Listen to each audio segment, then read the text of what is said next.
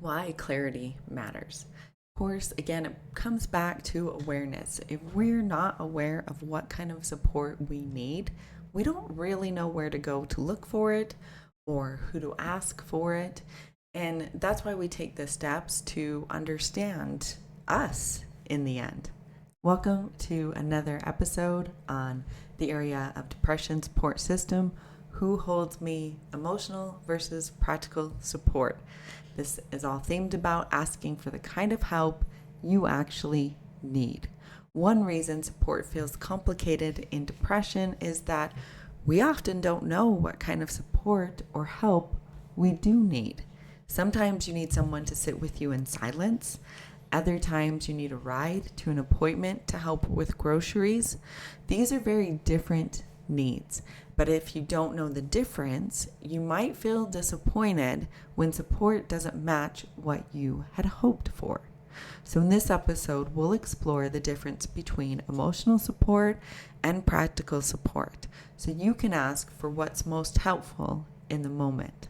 And of course, if we're unaware of really what we need and our expectations aren't lining up with reality, with what somebody's doing for us, then that is more on us and more time that we need to take to explore what we need so that we can ask for it. So others don't disappoint us because they're unsure of what is in our head or what we really need. So what is emotional support? Well, emotional support is about presence, listening, and care. It looks like a friend texting, "I'm here if you need me." Someone sitting quietly with you when you don't have words, being validated instead of fixed. Emotional support helps you feel less alone in the heaviness. So here's a reminder. Sometimes being heard is more healing than being helped. I'm sure a lot of you guys already know that out there. Validation is huge, and it doesn't mean somebody agrees with you when they validate you. It actually just means they're taking the time to listen to you. So what is practical support?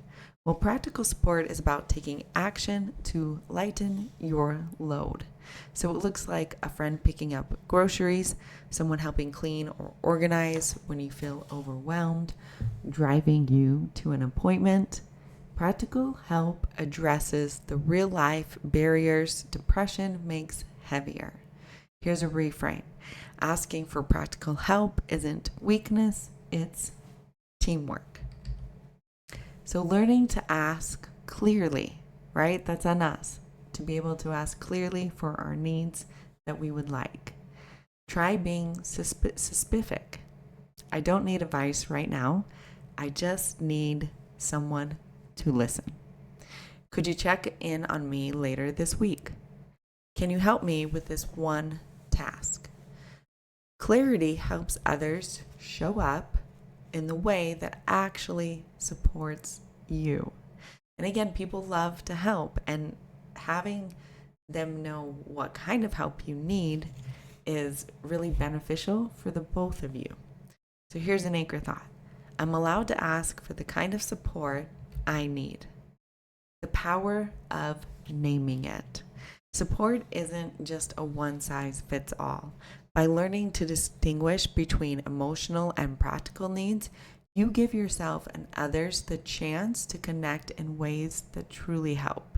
In the next episode, we'll talk about safe people versus draining people, how to recognize the difference and protect your energy. And here's some journal prompts for you. When I feel low, what kind of emotional support do I need most? When I feel overwhelmed, what kind of practical support would help lighten the load? Practice scripting. Write one request for emotional support and one request for practical support. Remember, needing both emotional and practical support doesn't make you needy, it makes you human. So here's the comment section. Comment on anything in this video you would like, anything on support systems, and depression as a whole, any other heavier emotion you may be feeling, or any maybe hard time that you're going through right now that you need support with. And of course, comment on any of your wins as well. If you're having a hard time on knowing what to comment on, then name one practical support you could use help with. If this resonated with you today, take a breath before you go. Let what you heard settle in. You're not alone on this journey, and you never have to do it all at once. If you're feeling it, give this video a like so others can find it. Subscribe for new content of every day, of every week. And remember, here, we take tiny steps, real talk, and honest healing. Here's some journals I've created to go along with these videos, really hand in hand, to help increase healthy behaviors, decrease unhealthy behaviors, and maybe make us aware of some things that we weren't aware of so that we do have clarity in life. There's an anxiety journal, self-love, discovery, discipline journal, and a beach themed journal. Then there's a children's book where your child gets to learn all about bravery, courage, and an inner spark. And at the end, there are worksheets where your child gets to write about their own bravery, courage, and inner spark, hopefully to help them start to understand they've got what they need inside of them to push through those hard moments in life. Then there's an emotional workbook for your children where they get to learn all about their emotions, where they're going to connect their emotions through color to their body sensations by drawing where they feel that emotion in their body. There'll be other pages where they get to write about an old thought they have that is very unhelpful and some new thoughts that they can replace them with. And other pages as well to help them learn and grow and really start to learn how to respond instead of react. Once again, thank you for watching this video, and I hope you have a great day.